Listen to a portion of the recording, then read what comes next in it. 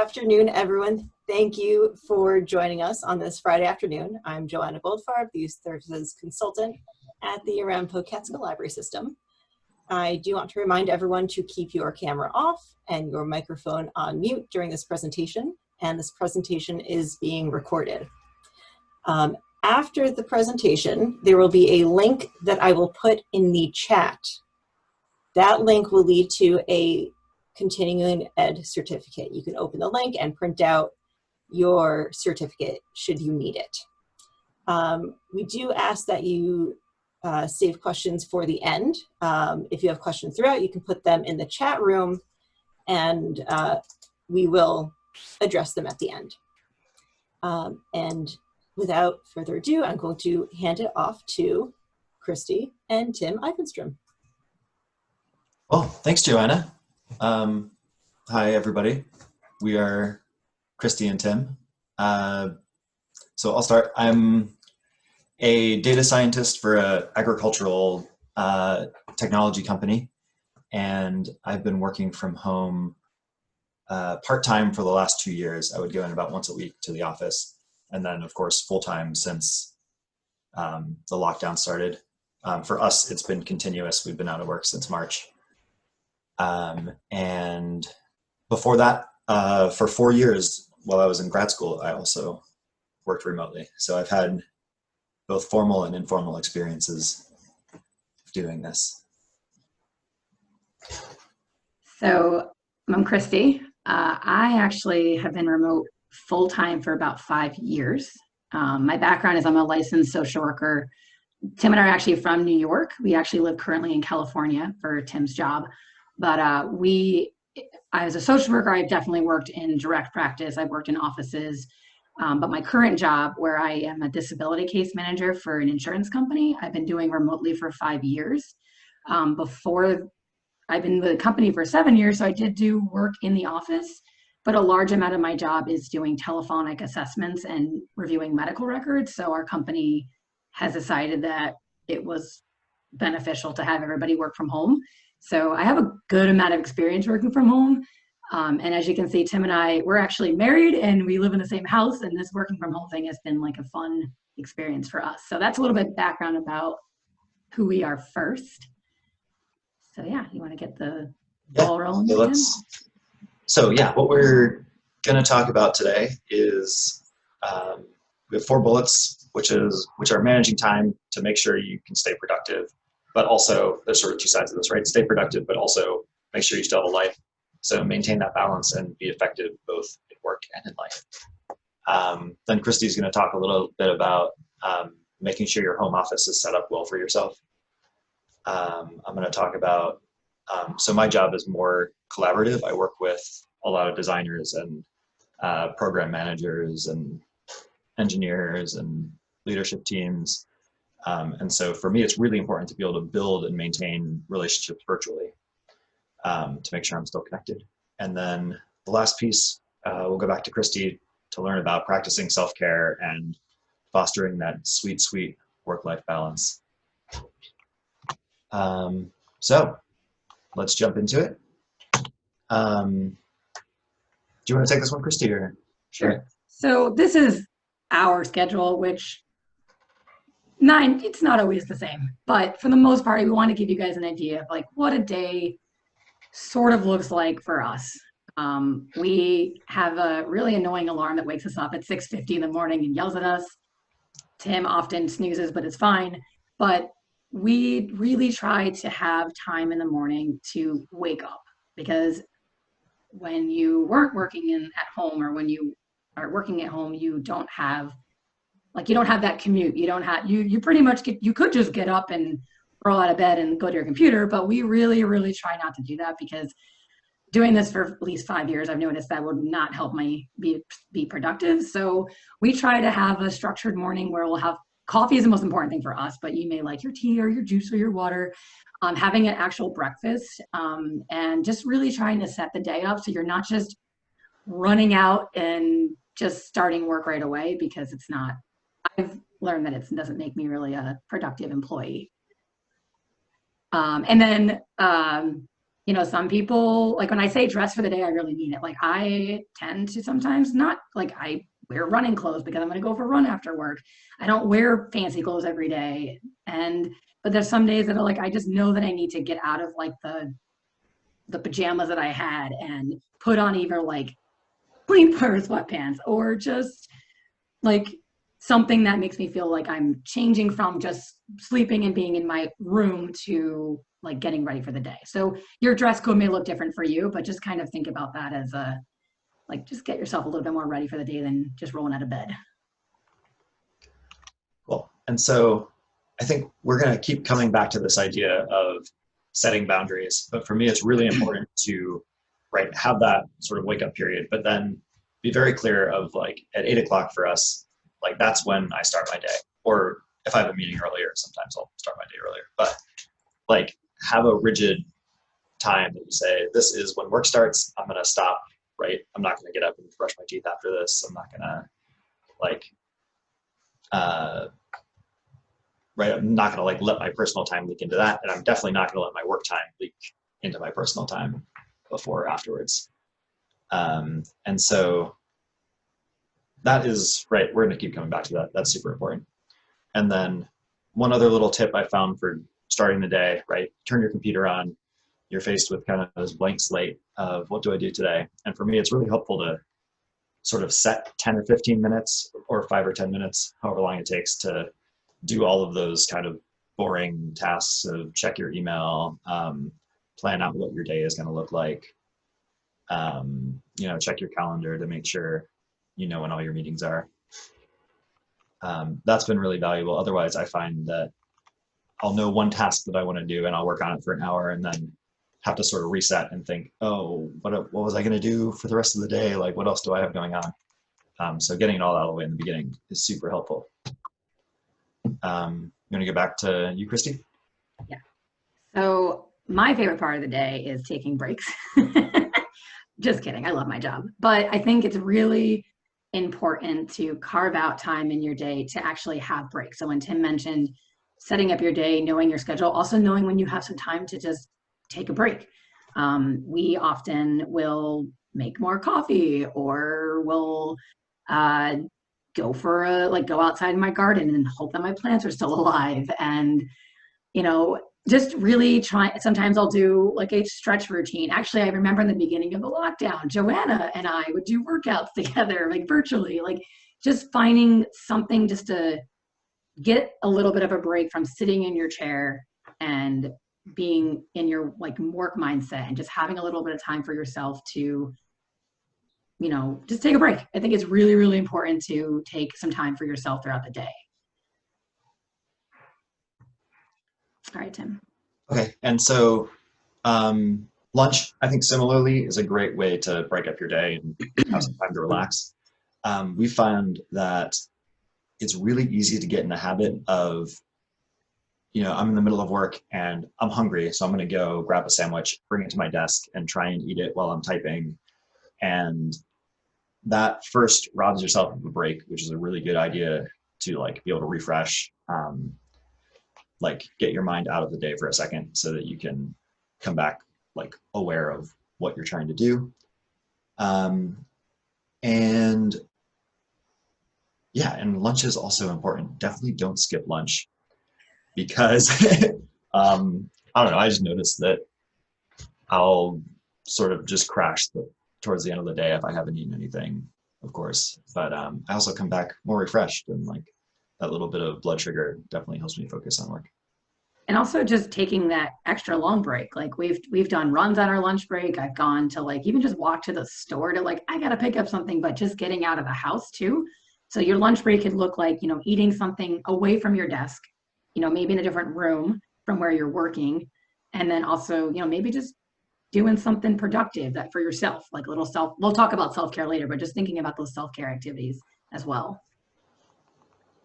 Cool. So I think that's the last slide for our calendar, but just to reiterate this point of, for us, the whole reason to sort of draw up a calendar, which we don't always follow this perfectly, but it is important to say like, hey, we have a start time and we have an end time, and maintain those boundaries. Like not going to be working at 7 o'clock because I just remembered something. I'll remember it, maybe I'll write it down and I'll get to it tomorrow. So this is your section, Christy. Yep. Okay. Can you go ahead? So I got lucky, and when I went remote 5 years ago, my company was prepared. They offered all the good stuff, like a desk and a chair and monitors and all that stuff that I would hope that, who knows what you get when you're working from home unexpectedly in a company that's not really prepared for it. So my company was prepared. And so I've actually had a really easy time transitioning to home because of that. However, other people probably have not, including Tim. Like, he's had like a desk in our bedroom he was having to use because we didn't have another room for him. And so the picture here is my friend, Allie, who is a pretty fancy lawyer. So I went to her house the other day and I was looking at her home setup and I was like, what the heck is your desk? Like, what are you doing? And so my friend, who again, fancy attorney, is like, I had to figure it out. So she has like, I think like an armoire, and then I think that I'm pretty sure the wooden thing is like her dog's old like little thing he used to jump onto. So what I'm trying to say is, like, she made it work, and she has hers as a stand-up desk, which I don't know what she does after she gets tired because I can't stand up all day. But just thinking about what is important for you.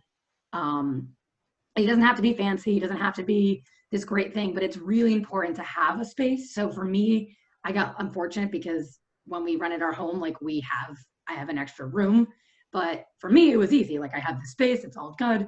And then Tim maybe could talk about, like, he's had to adapt to working from our bedroom, but also still having that workspace where he has his little space that he has. So just kind of keep a sense of that, like what works for you. Some people really like having like the sit stand desk. Like, I actually have a desk that I can crank up like as high or as low as I want.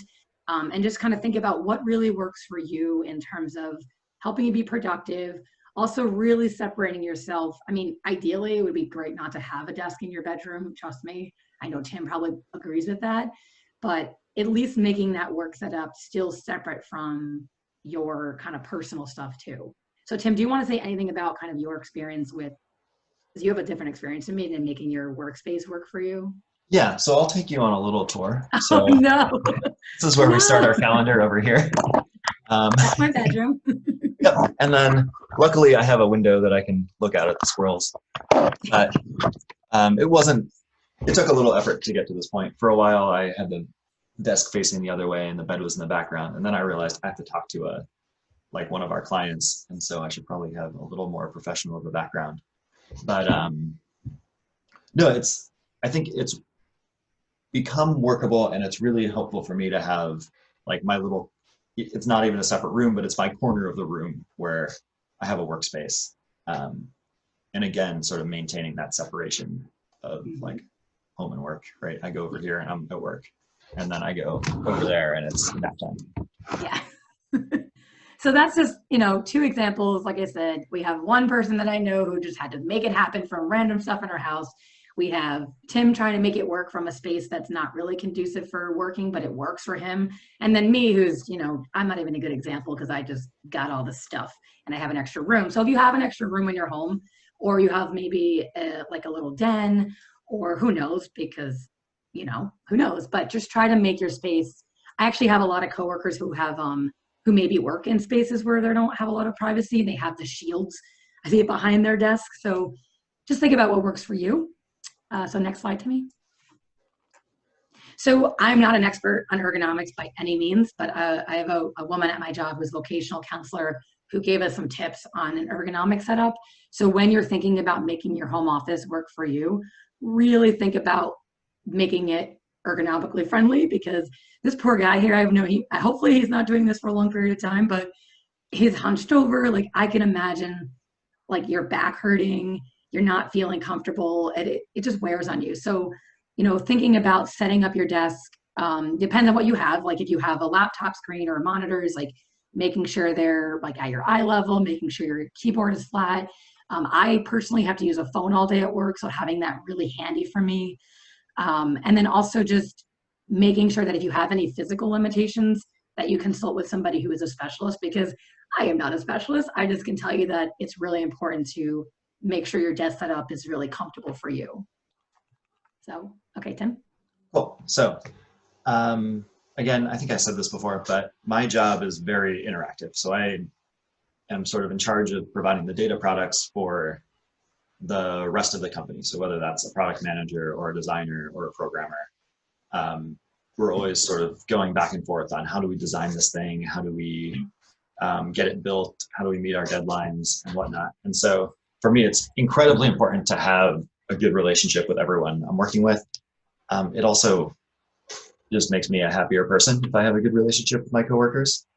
And so there've been a few challenges to doing this virtually, which I've been a big advocate at my company of, like, let's actually talk to each other rather than just hope it works out.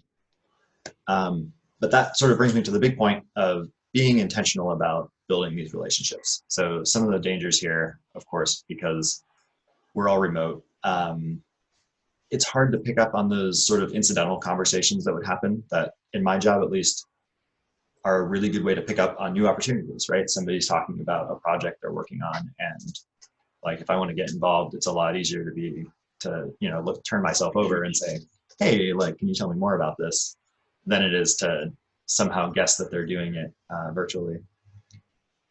And then the second danger is, right, if you're not constantly talking to people, it just makes it a little harder to collaborate. And so a good example of this for me was actually today. I'm the one in charge of sort of building the data layers that go into a website. And I know nothing about building websites. The guy who's building the website knows nothing about building the data layers. And so for a little while, he was not at work yet. And so I logged on and I was trying to figure out, like, how do I get these things in there? How do I get them hosted? It took me about an hour and a half. And then he shows up to work and does it in 20 minutes. And so, right, sort of that collaboration means that I can do what I'm good at, he can do what he's good at, and then we create something awesome together. So I think we hit some of these, right? Better teamwork and communication are a huge benefit of having these relationships, spotting opportunities, and then happiness in general, right? Everybody wants to have friends at work and waffles. So, right, of course, we want to have friends at work. We want to have good relationships if we're not friends. But how do we do that, right? So I feel like this is sort of a common study everyone cites that was done back in the 50s that says, to make close friends, you have to have three things. You have to have proximity. You have to have sort of repeated, unplanned interactions. It can't be this totally contrived thing. And finally, right, a setting that sort of lets people relax and confide in each other and let their guard down. And working virtually, we lose all of these, right? And so I think it's really important to try and do our best to kind of simulate these ingredients in our meetings, in our work life, in order to sort of help build those relationships. And so we'll go through a few examples. In my mind, the best way that I've been able to do this is having team check-ins and one-on-one meetings with coworkers. And so if it's a team that I'm working really closely with, we'll do daily meetings. If it's a coworker that we're sort of incidentally connected, we'll do weekly ones. For people that I just want to like maintain a relationship with, we'll do bi-weekly. You can do monthly, whatever works for you. But right, the goal here is to really simulate those three things. So you want to try and simulate proximity, try and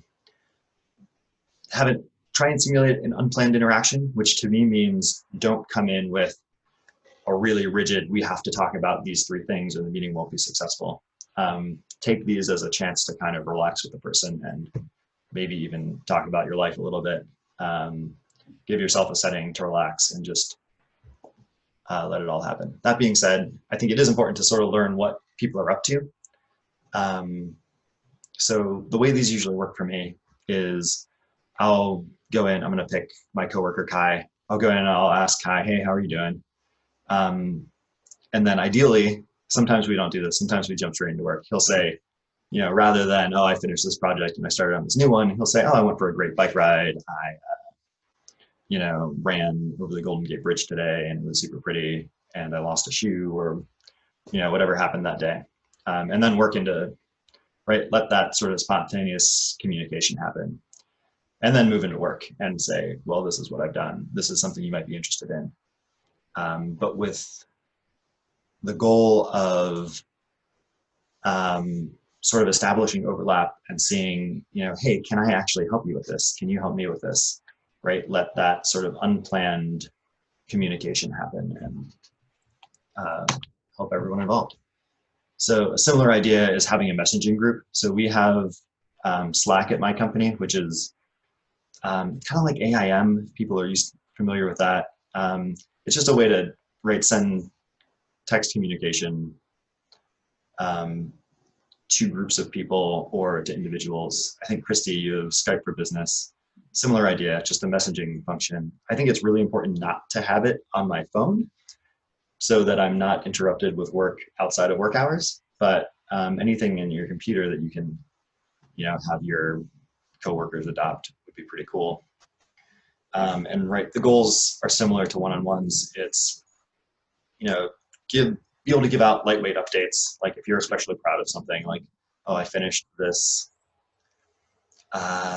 This is where my knowledge of library science runs out. So I'm going to use my own example. I finished this little website today. And so everybody look at it and see if you can find any issues with it, or, tell me what you think.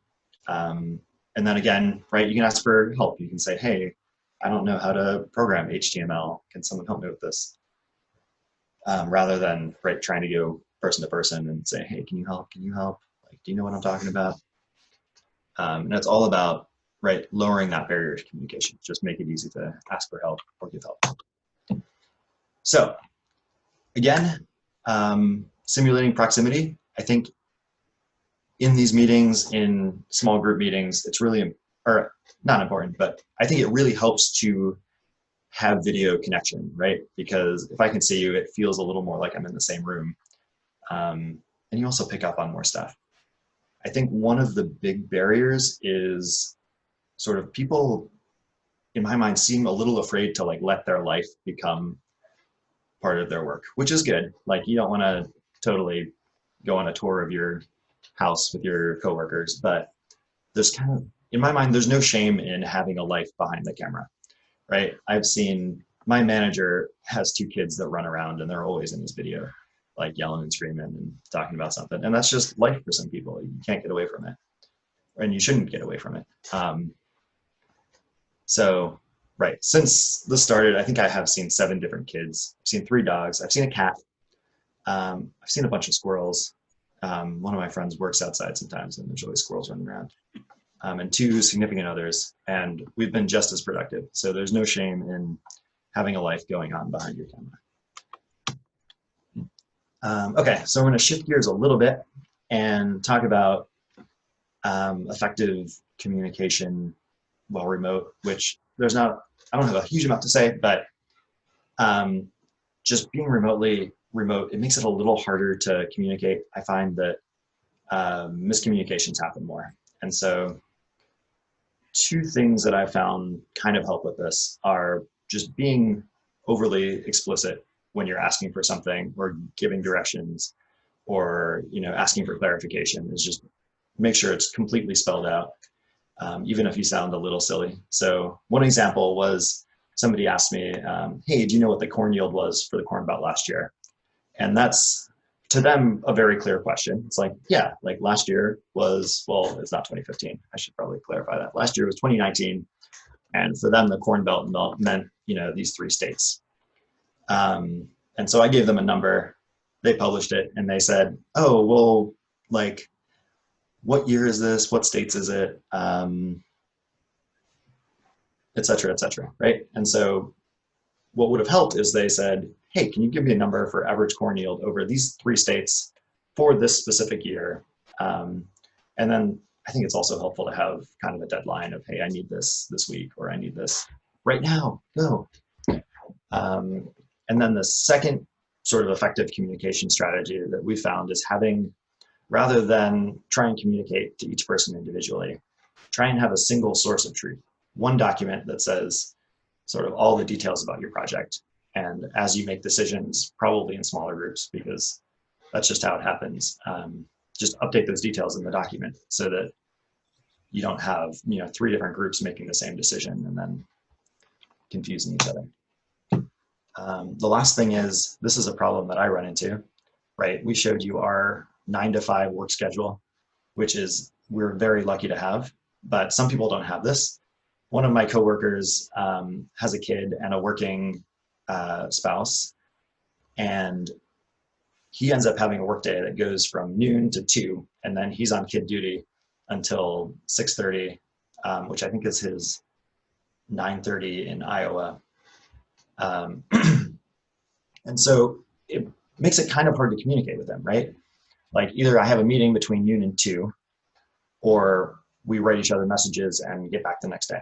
And then similarly, my manager is stuck in Australia.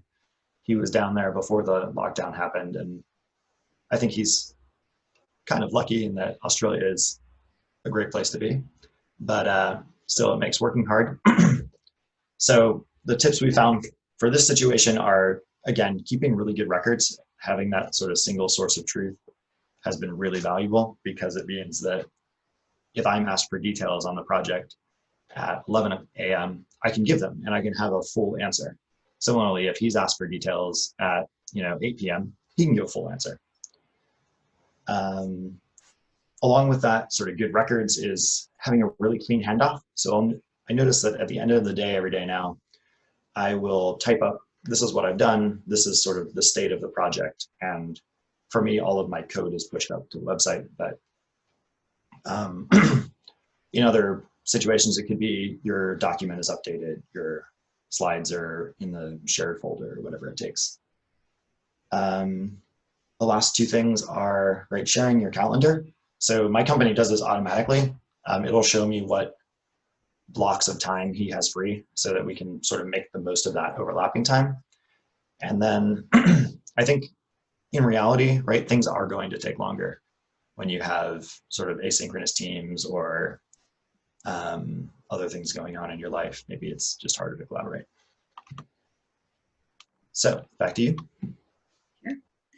So as the social worker of the family, I am one that really likes to talk about and carving out time for self-care. I think it's essential for everybody to help with not only your physical health, it helps with your emotional health. And we're all, I think, since COVID, no matter what situation you're in, no matter where your life is right now, you've had changes. You may have to maintain your household and family, and you have kids, or you have pets, or you have elderly parents who need your support. So I think it's just, all these worlds feel like they've collided. I have a lot of coworkers right now that are really struggling to do it all. They're teaching their kids. And so when Tim talks about having a schedule, I think it is really different. And the importance is having that time to really focus on yourself, your family's self, like their needs, and to realize that you're not being selfish. You're taking care of yourself is essential. And I think I'm going to share with you some tips around like what I've learned over the years. So like we talked about earlier, like eating a healthy meal, like actually taking time for lunch. Tim and I tend to do a lot of cooking. We already cooked a lot before even the pandemic, but I think now a lot of people are being forced to cook more, and just really learning how to cook a healthy meal, really focusing on your diet. Hydration, I actually am not as good as I used to be with hydrating, because for some reason, I don't know, like I know it's super important. I don't feel well when I'm not hydrated or eating healthy or sleeping well.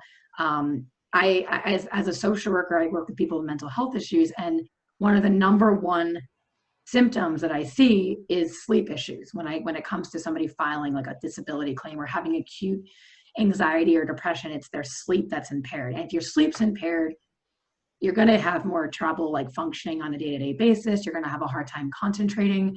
So really important to kind of figure out a way to manage your schedule so that you get good sleep, you get good food. Exercise, like I've mentioned, Tim and I both run a lot. So we tend to like plan our days, plan our weeks, like, hey, Wednesday night is our trail running group in the hills. Like, what are we going to do this weekend? So just really focusing on like those things you can do on a daily basis to keep yourself going. Another good example is yoga or mindfulness or meditation. Those are really, really helpful. Sometimes I'll do that before work. I'll do it on my lunch break. Again, taking regular breaks throughout the day, like I mentioned earlier.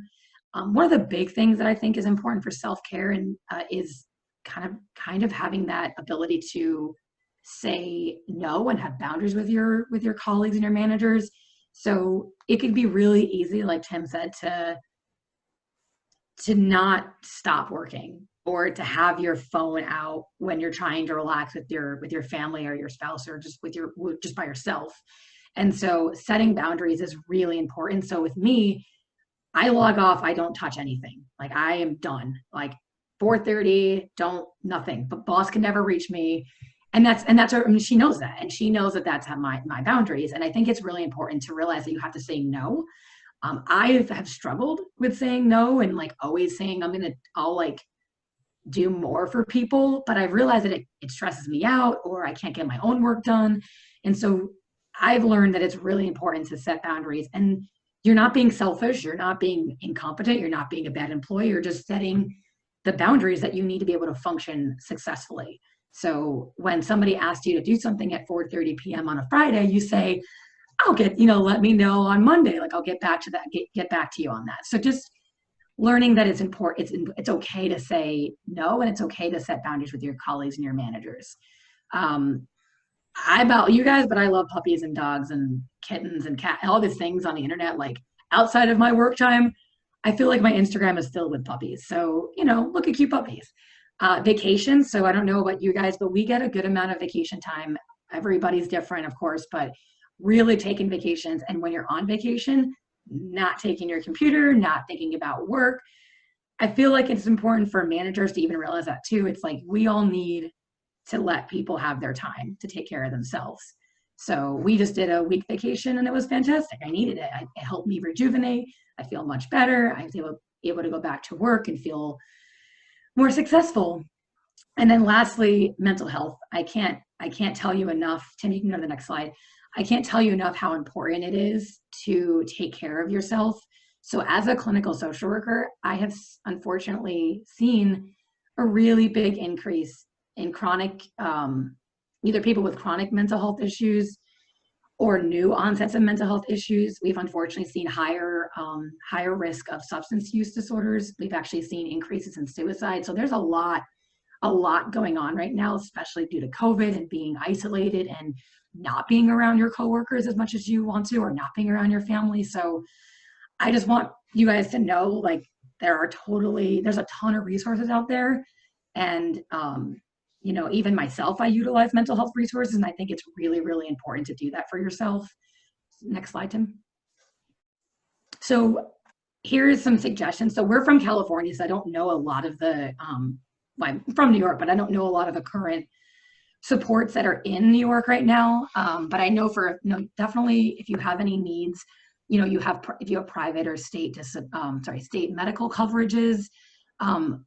Actually, this week is National Mental Illness Awareness Week. So my company is doing like a lot of advocacy about mental illness, and NAMI, which is the National Alliance on Mental Illness. I put their website here. They are a fantastic, I actually used to volunteer for them when I lived in New York City. They are a fantastic resource. They have resources for families. They have resources for children. I can't even tell you how many of my coworkers tell me that their kids are struggling with everything, and just having a one-stop shop. Like, you can go on NAMI's website and there's so many different resources out there. It looks like when I looked up some resources in New York, there was a national New York State COVID emotional support line. So if you have any questions or concerns, you can of course reach out to that information. And then there's a Substance Abuse and Mental Service Administration national hotline. So, I mean, I'm a social worker. I'm not here to praise mental health or anything and like tell you to go get resources, but I'm just wanting to give you the resources and tell you that there is so much help out there. This is not an easy time for a lot of people. I'm honestly feeling like, even though I don't have kids or I don't have elderly parents I have to take care of, like, I'm overwhelmed. It's a lot of new things that are happening. We've been taken away from so much. So these resources are available to you. I'm guessing your libraries may even have their own resources. So just think about that. And a part of mental health resources is also just taking care of yourself, like I said earlier. and practicing that self-care. And then most importantly, enjoy your job. Like, I actually love what I do, and I love working with my coworkers, and we're just trying to figure it out. So that's, I know we're a little bit early on time, but Tim, you can go to the next slide, the most important slide. Yeah. Puppies. So we have a lot of time left for questions. We are really happy to share this with you guys. When Joanna asked me to do it, I was like, I've never presented to a large group of people other than my own employer. So I felt like, oh, this is really cool. I can reach other people. So do you have any questions, or if you have any tips that maybe you've had been able to be successful with your remote work situation, or just kind of bang them out? Like, we're happy to answer anything that you may have. So I'm not sure if anybody put anything in the chat yet, Joanna. I haven't seen any questions in the chat. If you did put a question in the chat and I missed it, please do me a favor and retype it. While you are typing all of your questions, I am going to put a link in the chat for a free digital resources LibGuide that I created with Jen Park. And one of the tabs on the guide does have mental health resources, and a few of them are New York State specific. Okay, so we have one question so far. How are you connecting to your work network? So I'll go first. So I actually have a setup where I have a secured router, because my job is dealing with sensitive medical information. So I actually have a modem through my employer they sent to me. But for me, it's just using my home internet connected through my router, and then my computer. So I have my employer has because I have this router, I get into the secure network that way. So mine's a little different. Tim, what's yours like? Yeah, so I think we effectively have the same thing. You have more security on yours. We have a VPN network, which actually, this is the provider. We use a Global Protect VPN network, and that links all of our resources. I'm not a great networking professional, so I don't know exactly how it works, but I do know when we log in, it effectively puts us on the local network. So it's exactly the same as if I were just in the office. Yeah. Does that answer? Then the second question was, do we actually, does that answer that question? So I interpreted the work network differently. I was thinking it was connecting to the people in our social work network. How about answer that too? Okay, so I think I already talked a little bit about mine, but connecting to my social work network, right? Having one-on-ones is really important. And actually, I should have mentioned this. Because we're all sort of data nerds, we built a study group. So once a week, we'll come together and talk about, we started doing Bayesian statistics, which is really nerdy and boring. But then we expanded to deep learning, which is also nerdy and boring. But it's fun for us. And so we found something that was kind of fun, kind of work related, just as a way to get together and talk about something. Yeah, and we have, like Tim mentioned, I really still encourage you guys to have a network of communication through your work computer, and try to not do that. Like, I text my coworkers for fun stuff, like that's totally fine, but we don't text about work when we're like on our cell phone. So we use Skype for business. Some people use Slack, some people use probably like Google Hangouts or whatever it may be. So just really kind of encouraging you to think about what would be a good solution to connect with your coworkers or your managers. We also have what's called a Sharepoint site. So we use Google Docs, Google Sheets, Google Slides a lot at our company. So like Tim mentioned, like having a working document, like we have a site just for the behavioral health department at my company that everything goes in there. So there's like PowerPoints on trainings, there's the PTO calendar, there's tips, there's pictures of people's dogs, like there's just, everything is on this SharePoint site. So, we if I have a question about something, my boss would be like, did you check the SharePoint site? So that's another good way to communicate. And then we do huddles too. So I mentioned that earlier. So I think that hopefully that answers your question about how you connect with others. But I think we also just use VPN to like connect through our servers. Yeah, so it looks like these next 3 questions are kind of related. So for us, we don't have kids, so we don't deal with the kids running through the home office. But I have seen, so my manager, the one in Australia, has 2 kids that are running around. And he does have a system. He's not the best at enforcing it. His is, and actually this is my system too, but like I have a door that closes to the bedroom office, and right when I'm in a meeting or when I'm trying to focus, I'll close the door. And Christy and I kind of have an unwritten rule that right when the door is closed, if you really need something, feel free to knock, but otherwise, like I'm in my office, so don't, interrupt what I'm doing. And I think, right, it's an unwritten rule for us, but it could be a written rule, right? I think having that calendar, right, maybe publish your calendar for your kids and say, these are when I'm available. Like, otherwise, I'm in my office. If they're really young, maybe they're not going to recognize that. But. No. And like I said, we don't have kids. So if anybody on here has any suggestions, because this is something that we're not totally in the loop on, of course. So I can imagine, like I've had coworkers tell me, like my manager, she actually gets up at 5 a.m. and till 5 to 7. I can't believe this.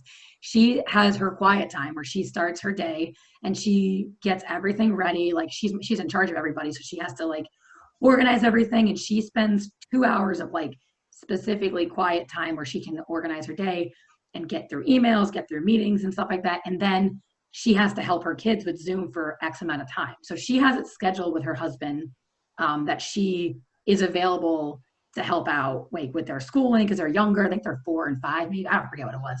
But so she has a pretty good schedule of it, but it's not going to work for everybody. Your kids are going to want to be in, like, they're just kids. So if anybody has any tips, because like I said, Tim and I do not have kids, I would love to hear your suggestions. And I actually would encourage you can go off mute if you want to say it out loud, because it may be easier to share that experience than maybe typing it in. Anybody out there have a suggestion?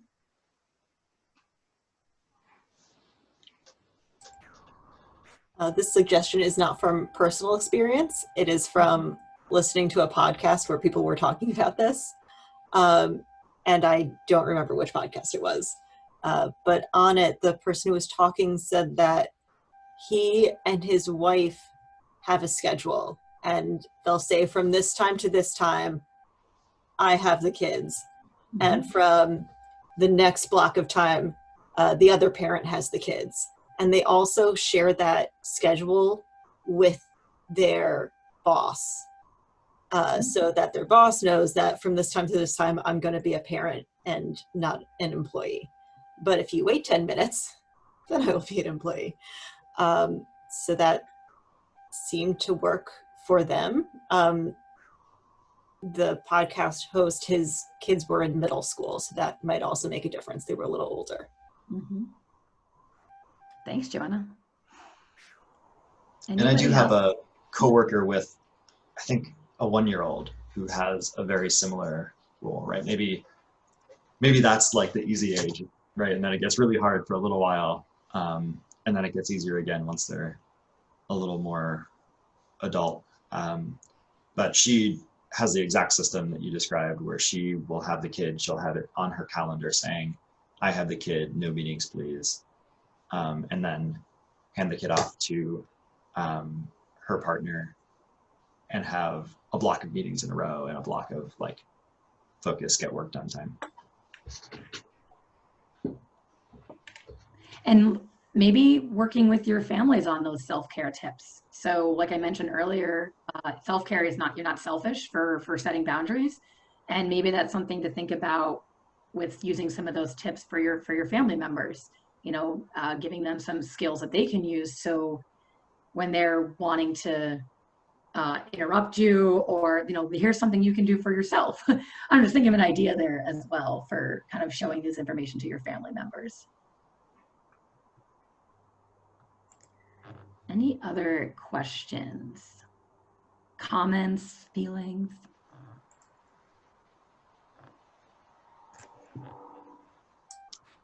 So we have a comment. I've actually had to plan out when I am making videos. That would be programming videos. Definitely not when the mailman will be arriving. Yeah. Yeah. If you could train your dog to follow your work schedule, that would be pretty impressive. Yep. Although if there were dogs barking in videos, I would not be upset. So yeah, well. There's no shame. Any other comments? I know we still have some time. We are happy to answer any other suggestions that anybody else has. Again, while we're giving folks a little bit of time to type, at the beginning I mentioned that at the end of the presentation, I would put a link to the professional development certificate in the chat, and I'm going to do that now. And there are also, before I put that, a couple more questions. My high schoolers understand not to interrupt during the day or during recording times. The struggle is more to keep them from being distracted. I can see that. I remember actually being a high schooler and being the one that was distracted all the time while my dad was trying to work in the other room. And I don't know that he found a good solution, so. And Kelly suggested always backing up your work. Oh yeah. Always. That is important. And I actually forget a little bit about that because we have such good tools, but there have been times when, especially I think working from home, when if you're not good at maintaining that, I have an end of the day, I will have something half typed up, like ready to send it into we use Git, which is a way to back up our programming work. I'll have it all set up, ready to send into that, get distracted, never come back to work. And then the next day I'll just delete my changes because I didn't know they weren't committed. And so, yes, be sure to back up your work. I agree. Yeah. And that would be a really good, if you're, I like saving every 10 minutes, but that would be a good end of work sort of routine to go through, is like make sure all of your, in my case, code, but in most people's cases, documents are saved, things are uploaded that need to be uploaded. And also I use a lot of the Microsoft tools. So this is just offhand, like I use Outlook, not Outlook, I use Microsoft, what is the one that I always use for work? Oh my God, the purple one, OneNote. And actually that is saved to like my drive. So even if I lose connection or my computer turns off or internet goes out, it's kind of like using Google Sheets where it always saves itself to my like hard drive. So maybe thinking of tools maybe that you didn't have, you had maybe at the office that you would have to use at home to make sure that you can always keep things safe and secure.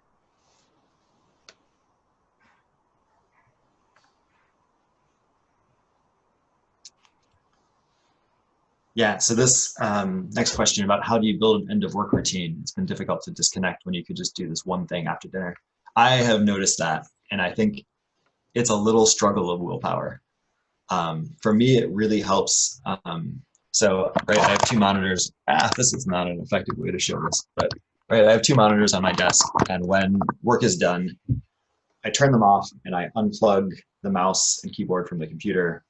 Partly because it makes a little light when they're plugged in, and that bothers me when I'm sleeping. But have some way of saying like work is over. For me, it's turning off my monitors, and then also have the willpower to say, once work is over, I'm done. I'm not going to turn the monitor back on. And I think when Tim was mentioning earlier in the presentation about preparing your day, I feel like if you have a sense of what your day is like, if you, there's going to be things that happen, like I could get 5 phone calls I didn't expect that day, or I can get pulled into a meeting I didn't expect. But for the most part, it's hopeful that you can at least plan your day and have some ability to construct that so that like by 5 o'clock, you've done everything. Like my boss always tells me, if you did everything you can do in your 8 hours of work, then that's all you can do. I mean, everybody's different. Everybody's work situation is different, but I'm really a believer that if you plan your day, if you kind of know what your expectations are, shut off everything. And Tim is one that I'll walk in, he's playing video games. Like he turned off his work computer and his like personal computer's on. He's like nerding out. And that's his way of this. I'm done with this part. I'm going to do this part.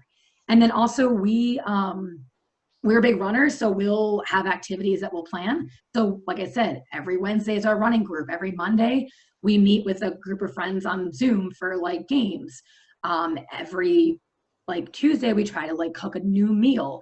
Like just thinking about how you and your family can engage in activities that together you could also do to kind of unplug yourself from that work. Also, your work's going to be there tomorrow, I promise you. So that's what I and actually, maybe one solution to that. So what I'll do is, if there's something I think about that I really want to remember for work the next day, is I'll write it down on a separate, not turn the computer on, but write it down on a piece of paper, like a notepad I have next to my computer, and leave it there. So if there is one thing that you want to get done after dinner, maybe the thing to do is write down what you would do and then do it in the morning. Mm-hmm. Nobody's going to be worried that it's not there when, I hope nobody's going to be worried that it's not. I hope so. Wake up at work in the morning. I like this idea of IT support. We should just turn off all the networks after 5 o'clock. Yeah, let's do it. And another one is, one strategy to disconnect is get in your car and take a drive as if you were coming home from work to decompress and separate the work from home. I like that too. I think I've done something similar. We have a little market down the street from our house, and we never grocery shop in advance. So I feel like every day I'm like walking over there right after work. And the days that I do that, it's been really helpful to sort of separate work from home. All power to you for the 5:30 a.m. Okay, I couldn't do that. But I have coworkers that do. So many of my coworkers start early because they want to get their day started before their kids get up, or they know that they're going to be interrupted by their families. So, or just even before this, I had coworkers that got up and then they're done by 3 o'clock, and I'm all jealous because I'm still working at 5. So whatever works for you. I think it's really important to make your schedule work for you in your life, as long as you're taking care of yourself and you're setting those boundaries. So I do have, so in terms of phones, wait, let me make sure I got this one. Yes. So for me, yes, I have a separate phone for work. I actually have a direct line through my employer. I do not use my personal cell phone for anything at work, or instant message or anything like that, or even email. Like everything is separately at work. And if I have friends that also work that their employers, not saying you should do this, guys, but their employer had to give them a cell phone because like a work phone, because they had to make calls for work and they don't want them to have the two things like together. So I've had friends that work for different companies here that have like a separate work phone. Not many people I know have a work phone that they use for personal, which I think is important. Yeah, and I don't have any phone that I use through work, which occasionally I've actually texted like farmers from my phone when they miss a meeting and we have to get them. Usually they're like off in their combine away from the internet. And so I don't have a good solution to that either. I very sparingly will use my personal phone for work if I need a phone.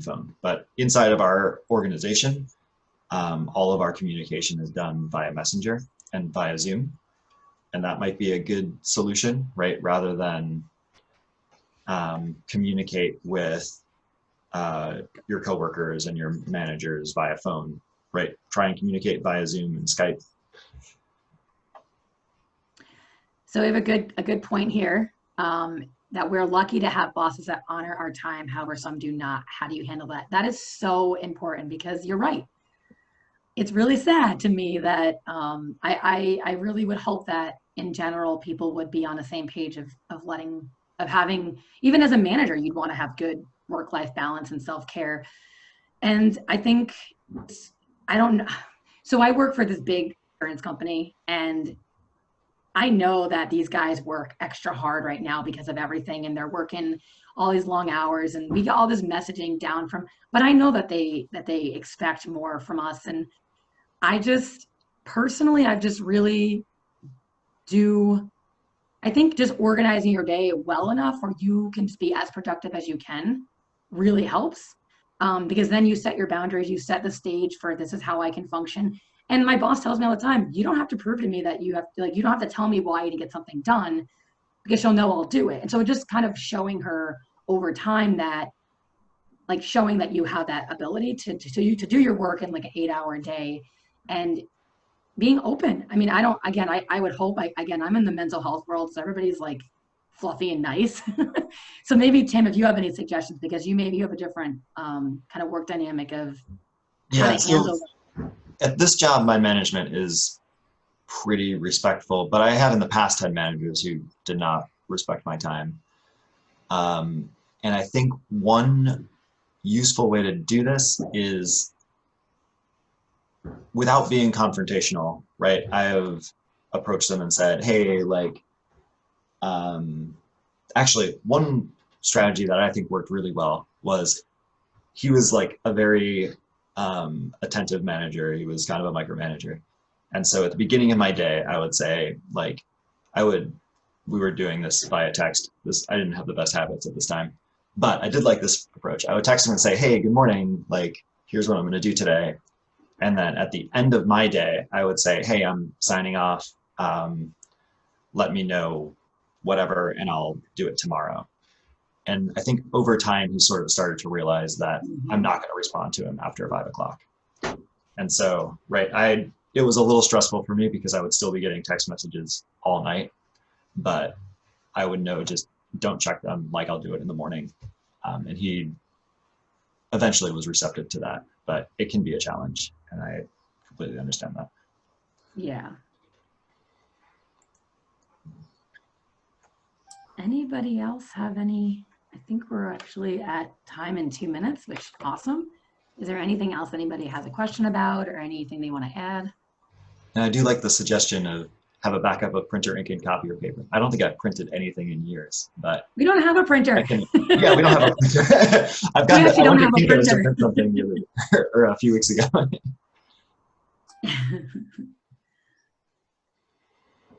Well, Christy and Tim, thank you so much. It doesn't look like we have any more questions in the chat, so I guess we can wrap it up. For everyone here, I just put the link to the CE certificate in the chat again, so it's more accessible. So thank you so much. Yeah. Have a great weekend. You're welcome. Thank you guys. I wish we had a long weekend. We don't, unfortunately. So enjoy your long weekend. Take care. I'll go an extra run for you. Nah. No, it'll just make us sad. We're going to go running soon. Don't worry. Okay, thank you, guys. Thank you very much. Welcome. Thank you.